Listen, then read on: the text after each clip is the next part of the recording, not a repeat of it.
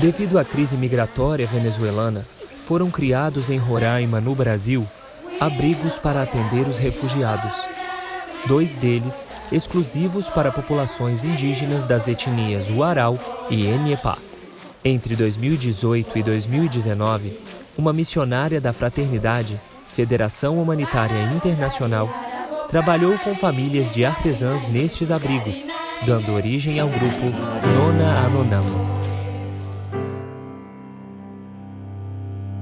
Segundo os textos, as pesquisas etnográficas a respeito dos Uarau, na década de 60, o governo da Venezuela ele fez uma grande obra para construir um dique para facilitar a passagem até Tucupita. E essa obra, essa construção, ela teve impactos ambientais desastrosos, que fez com que os Uarau começassem a migrar do seu território original para os centros urbanos mais próximos, porque alterou a salinidade da água, mexeu com o solo, eles já não podiam produzir mais para sua subsistência. E aí o que acontece? Quando eles começam a chegar nas cidades, eles vão buscar se adaptar de acordo com as possibilidades que estão mais próximas daquilo que eles trazem como costume, como herança cultural.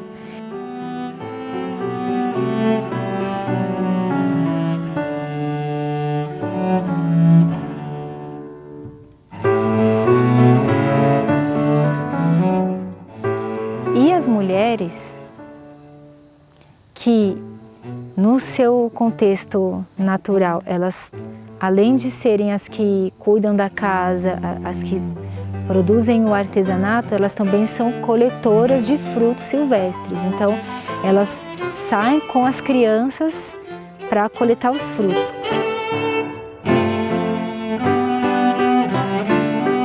Então, é interessante observar que a mulher Uarau, no contexto urbano, ela está indo coletar aquilo que vai ser a subsistência da família. Aí ela volta, ela consegue o dinheiro e ela volta para casa, cumprir o meu papel, conseguir.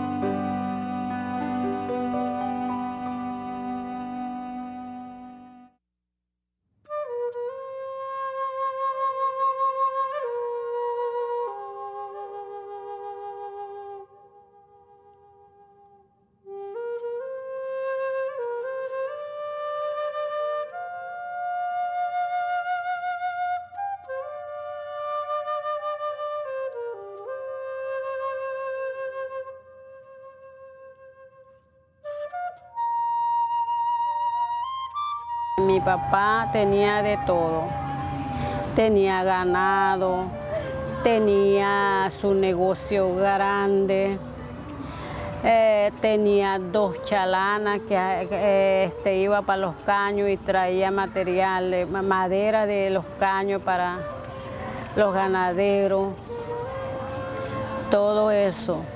Bueno, a uno no le faltaba nada, pero mi papá murió y ahí fue que mi mamá buscó su familia y los familiares de ella, lo que ayudó fue en eso con artesanato, porque hace 78 nosotros fuimos para la familia de mi mamá, que es en la comunidad El Pajal, y allá visitaba muchos turistas que son americanos y compraba artesanía. Llegó un hermano de mi mamá y habló con esa gente y dijeron que sí iba a ayudar a mi mamá, pero comprando artesanía, que tejiera.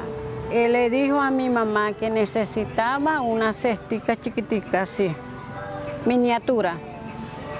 Bueno, yo hice y me quedó bien. Y aquel tiempo pagaron 15 reales, 15 bolívares pues. Entonces yo hice 4 y de allá con mi tío fue y cuando vino y yo contentísima porque me dio mi mamá fue un bolívar que de... Bueno, con eso compré galletas, compré pepitos, de ahí empecé a tejer. Tenía 8 anos. Sim. Quando eles começam a migrar para os centros urbanos, eles começam a ter o contato com necessidades que são da nossa cultura. Então ele aprende a gostar de Coca-Cola, aí ele aprende a gostar do rádio com a caixinha de som. Então ele começa a sentir necessidade de consumir essas coisas e ele começa a incorporar isso nos seus costumes. A música, tanto é que a gente vê no abrigo o que as crianças, os jovens escutam mais? Reggaeton. E se você chegar, não, vamos escutar os mais velhos cantando, vamos dançar. Ah não, isso é música de velho. E, como sempre, vão ficando nesse espaço marginal, né? Vão ficando sempre à margem.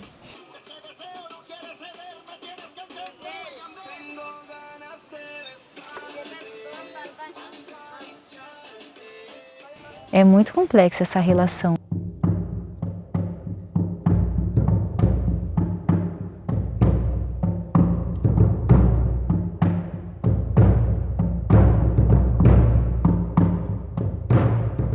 O buriti para eles é a árvore da vida,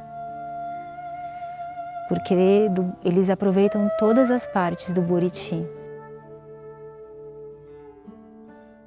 Eles têm uma relação com essa árvore que está inclusive presente nas narrativas deles sobre a origem da criação. Então, de dentro do buriti, eles tiram uma massa da qual eles fazem a diuruma, da qual eles produzem alimentos que são usados em determinadas cerimônias, em determinados momentos de passagem, que tem a ver com ciclos da natureza. Eles fazem a farinha que eles comem o gusano que fica dentro do tronco. Eles comem a fruta. Dessa fruta eles preparam outros tipos de alimentos também, que eles dominam várias técnicas de como elaborar alimentos com essa fruta. Tiram também a fibra, que é a matéria-prima do artesanato. O que a gente vê é só uma ponta, né, do iceberg, porque com certeza tudo isso é muito mais profundo. A ligação deles com essa árvore não é só o que a gente vê e presencia e o que eles falam.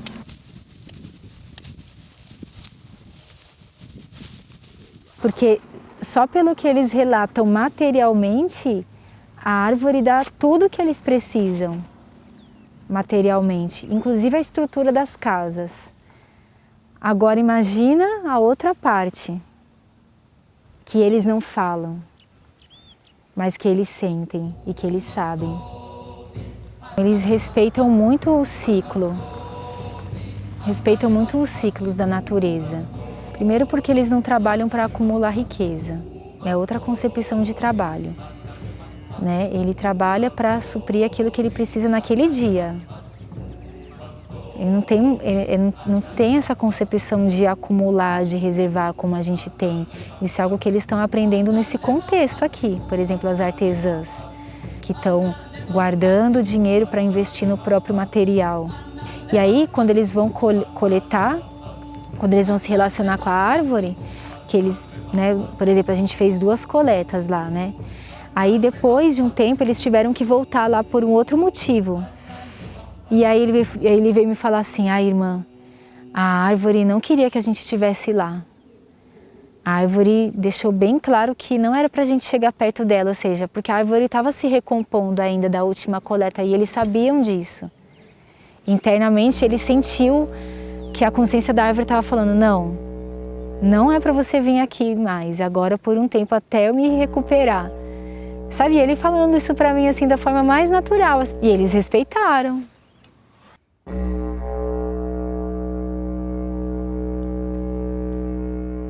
Da onde que eles captaram isso, né? É muito interessante pensar como é um arquétipo que no meu coração eu sinto assim, Deus pensou um arquétipo para cada povo, para cada cultura, para cada raça.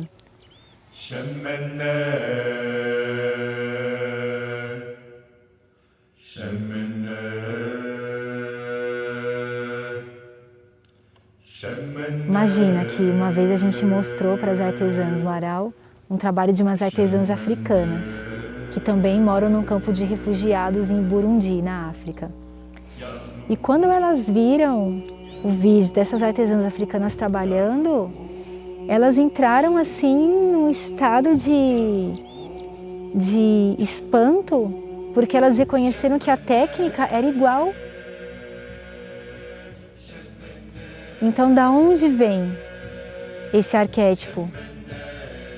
Que mulheres africanas têm uma técnica de trançado igual ou semelhante ou com os mesmos princípios das artesãs do Aral. E se você percorrer outras culturas, você vai encontrar esse mesmo princípio manifestado de outras formas.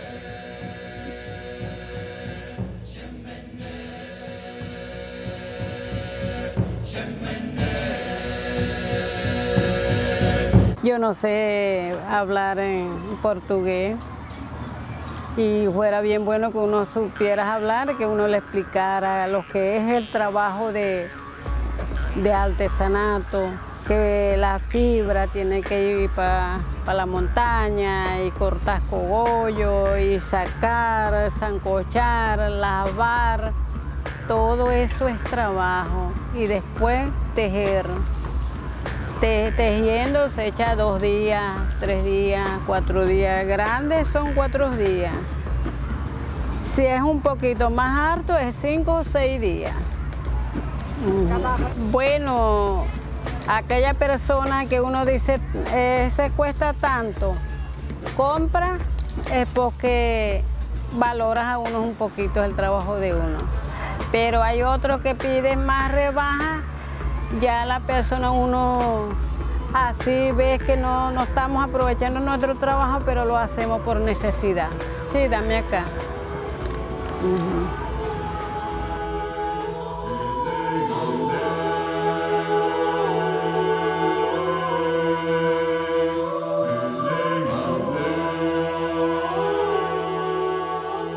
O ato de fazer o artesanato, ele carrega em si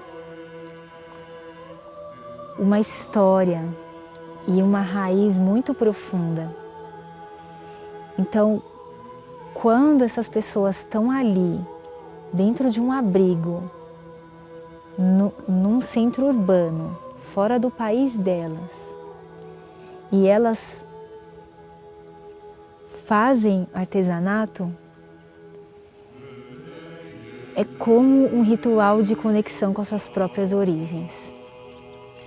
E esse trabalho é dentro de uma crise humanitária, dentro de um abrigo indígena.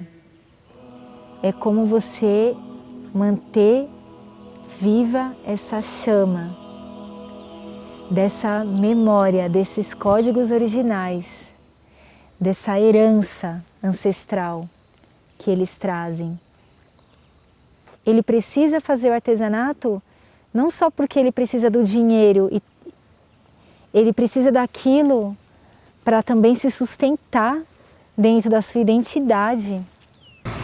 Pero nunca abandoné mi artesanía. Siempre yo tejía y le entregaba a mi mamá que hacía chinchorro, hacía cesta, panera, collares, cinturones con semillas.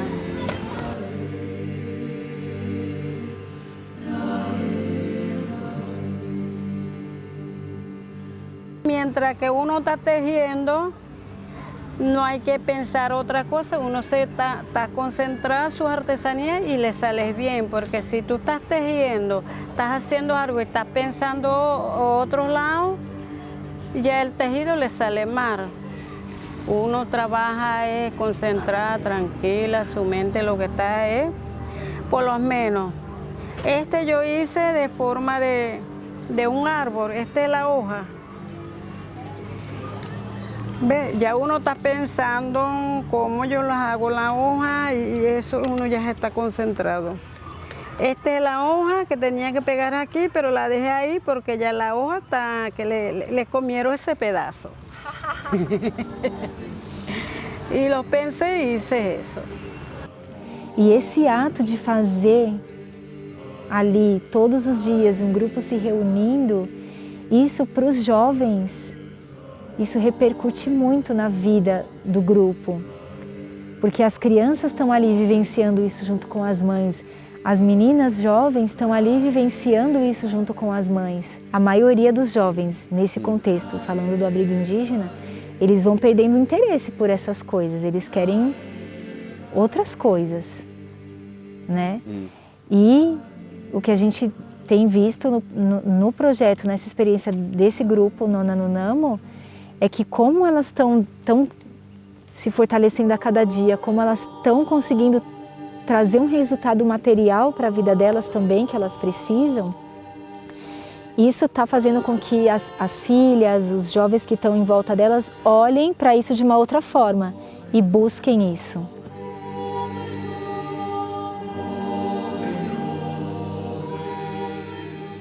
Em um determinado momento, elas sentiram a necessidade de ter um nome, de dar uma identidade para esse grupo que estava ali trabalhando todos os dias. Ah, irmã, vamos, a gente precisa ter um nome. Tá bom, então pensem no nome. Nossa, irmã, a gente podia ter uma marca para a gente colocar nas nossas peças, porque elas começaram a sonhar. Não, a gente precisa vender nossas peças para fora do abrigo, para fora de Boa Vista, porque aqui não vai dar. Mas a gente precisa ter. Então a gente fez o quê? A gente fez uma oficina e todas desenharam. Vamos todo mundo aqui desenhar qual seria o símbolo desse grupo. E todas desenharam a árvore do Buriti. Elas, não, tem que ser a árvore do Buriti porque essa árvore é a mãe das artesãs. Nós somos as artesãs do Buriti. E elas aprovaram esse símbolo final do grupo, Nona no Namo.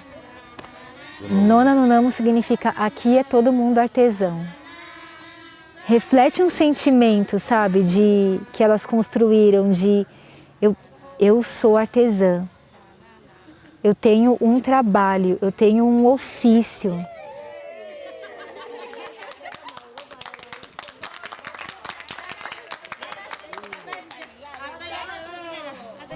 Ahorita tengo una hija que está embarazada y está delicada de salud, pero no pierdo las esperanzas de Dios, que tiene principio de preeclampsia. Tiene 6 meses. ¿Allá? Allá en Venezuela.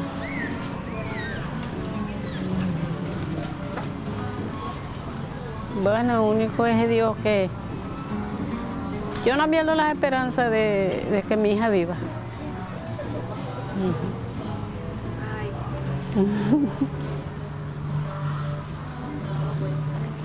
Elas buscam complementar a alimentação que elas recebem no abrigo e ajudar a família que ficou na Venezuela. E elas estão também começando a investir em bens também. Por exemplo, teve uma artesã agora que comprou uma televisão para a família. A outra comprou uma bicicleta para o marido poder trabalhar. Então elas estão começando a investir em coisas também que elas gostam, coisas pessoais, que qualquer outra pessoa também investiria, né? O abrigo é a última opção para uma pessoa, né? Apesar de que hoje a estrutura dos abrigos ela é muito melhor do que foi no princípio. O abrigo oferece assistência médica, escola, né? Educação de alguma forma. Os projetos, né, das instituições que estão ali.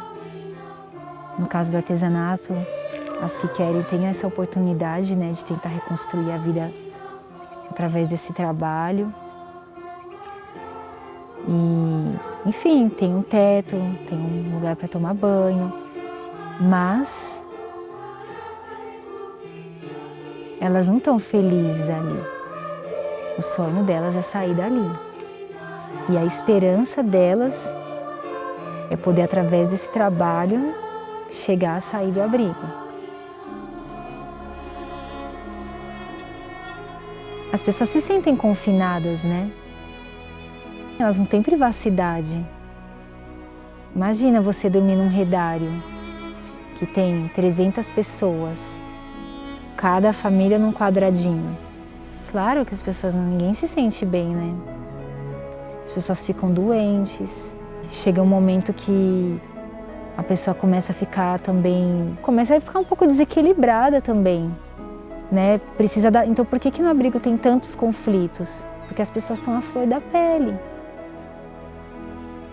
Imagina você não ter privacidade, imagina você estar num ambiente que são problemas permanentes, todo mundo está com problemas graves. Se você não se coloca no lugar do outro, numa situação como essa, você corre um grande risco de ser injusto,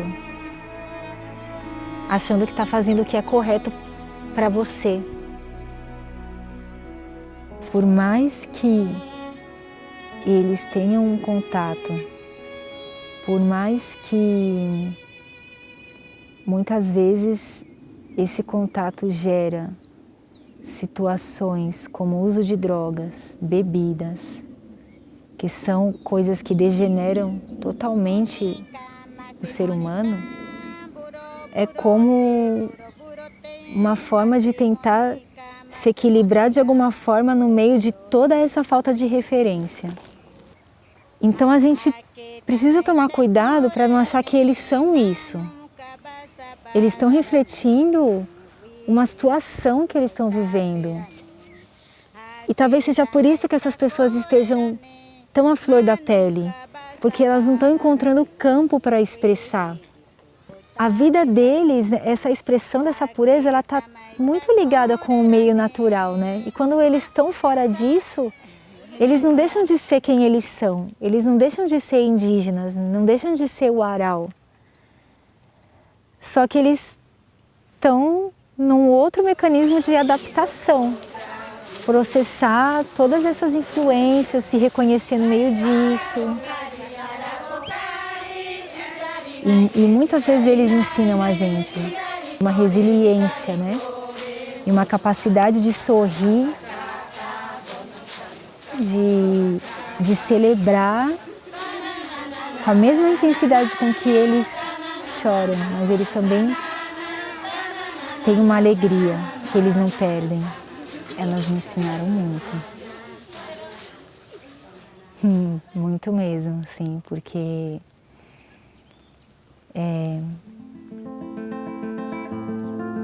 não sei se eu consigo muito expressar com palavras tudo que eu aprendi com essas mulheres nesses anos ali. Porque são atitudes que ensinam. Atitudes do dia a dia, sabe? Aprender com o outro na convivência.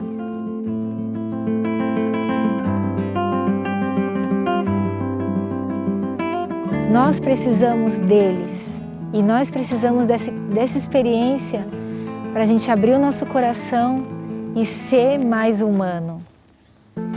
Não admirar assim com um olhar romântico, entende? Porque eles são seres humanos como nós. Tem a ira, tem tudo que a gente tem.